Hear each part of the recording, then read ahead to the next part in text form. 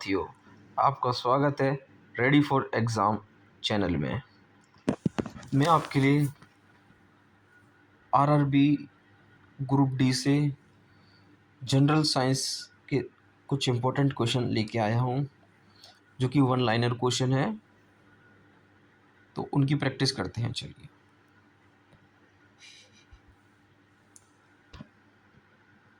First, Annelida group में मुख्यतः कौन कौन जंतु आते हैं? जोंक और केंचुआ। ठीक है। ऑर्थोपोडा ग्रुप में मुख्यतः कौन कौन जंतु आते हैं? तेलचट्टा, मच्छर, खटमल एवं मक्खी। ठीक है भाई। मोलस्का ग्रुप के अंतर्गत मुख्यतः कौन कौन से जंतु या कीट आते हैं?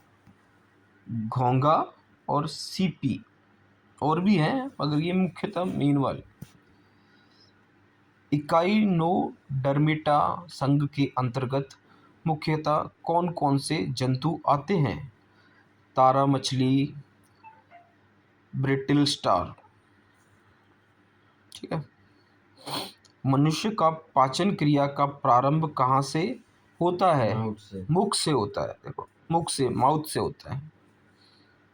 इसके बाद, सिराए द्वारा कौन सा रक्त प्रवाहित होता है? सिराए द्वारा अशुद्ध रक्त प्रवाहित होता है। कौन सा रक्त होता है? अशुद्ध। ठीक है। अब धमनी द्वारा कौन सा रक्त प्रवाहित होता है? इसको बोलते हैं शुद्ध रक्त। धमनियों द्वारा शुद्ध रक्त प्रवाहित होता है। ठीक है। धमनियों द्वारा कौन सा विटामिन जल में घुलनशील है? जल में घुलनशील विटामिन विटामिन बी एवं विटामिन सी है। ठीक है। अब हम आगे बढ़ते हैं। सोडियम का कार्य क्या है? देखो भाई, सोडियम का कार्य है, यह रक्त दाब नियंत्रित करने में सहायक होता है तथा जल का संतुलन बनाए रखता है। यह क्या करता है? रक्त दाब, जो ब्लड प्रेशर होता है, उसको नियंत्रित करने में सहायक होता है तथा जल का संतुलन बनाए रखता है बॉडी के अंदर। ठीक है। ये हमारे क्वेश्चंस थे। ये आरआरबी भोपाल 1992 के क्वेश्चंस थे, तो इनको तो आप रट लेना बिल्कुल। अब आगे चलते हैं। जिस तरह सोडियम का कार्य पूछा था, ऐसे ही पोटेशियम का कार्य क्या है? यह हृदय की धड़कन एवं नाड़ी संस्थान के कार्यों को संचालित करता है। ठीक है। यह हृदय की धड़कन एवं नाड़ी संस्थान के कार्यों को संचालित करता है।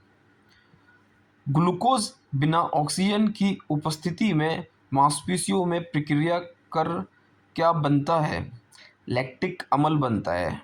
लैक्टिक अम्ल बनता है। ग्लूकोज बिना ऑक्सीजन की उपस्थिति में मांसपेशियों में प्रक्रिया कर क्या बनता है? लैक्टिक अम्ल बनता है। ठीक है। अब अगले प्रश्न में, ग्लूकोज बिना ऑक्सीजन की उपस्थिति में बैक्टीरिया या यीस्ट से प्रतिक्रिया कर क्या बनता है? प्रतिक्रिया कर बनता है इथाइल एल्कोहल। क्या बनता है? Ethyl alcohol. ठीक है। अब देखो भैया, अगला प्रश्न, ऑक्सीजन की उपस्थिति में ग्लूकोज की प्रतिक्रिया होती है तो क्या बनता है? अगर ऑक्सीजन की उपस्थिति में ग्लूकोज की प्रतिक्रिया होती है तो क्या बनता है? बनता है कार्बन डाइऑक्साइड और जल का निर्माण होता है। क्या होता है? कार्बन डाइऑक्साइड और जल का निर्माण होता है। ठीक है। अब अगले प्रश्न को देखो।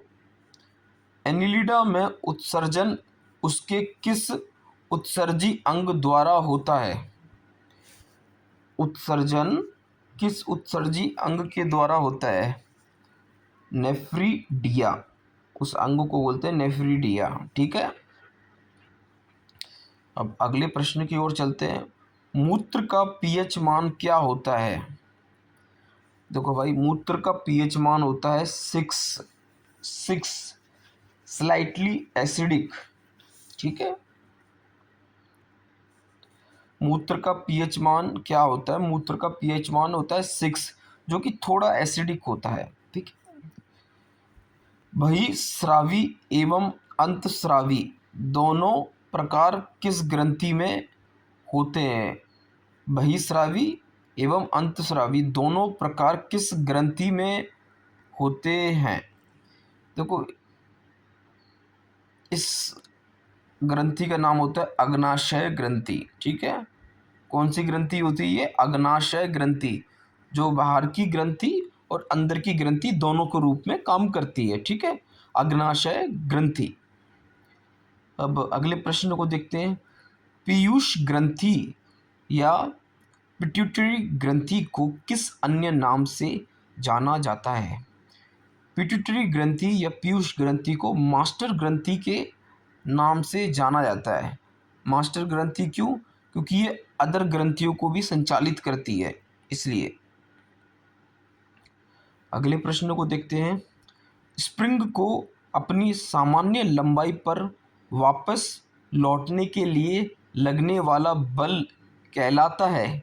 किसी भी स्प्रिंग को अपनी सामान्य लंबाई पर वापस लौटने के लिए लगने वाला बल क्या कहलाता है? उस बल को कहते हैं प्रत्यानयन बल। प्रत्यानयन बल। ठीक है, प्रत्यानयन बल, इसे प्रत्यानयन बल कहते हैं। ठीक है, तो आज के लिए इन जो क्वेश्चनों को मैंने बताया है, इनको आप बार बार रिवाइज करो और अपने दिमाग में संपूर्ण तरीके से बसा लो। ठीक है, जिससे कि अगर ये कोई भी क्वेश्चन फंसता है एग्ज़ाम में तो आप उसे सफलतापूर्वक सही करें। ठीक है, तो आज के लिए धन्यवाद।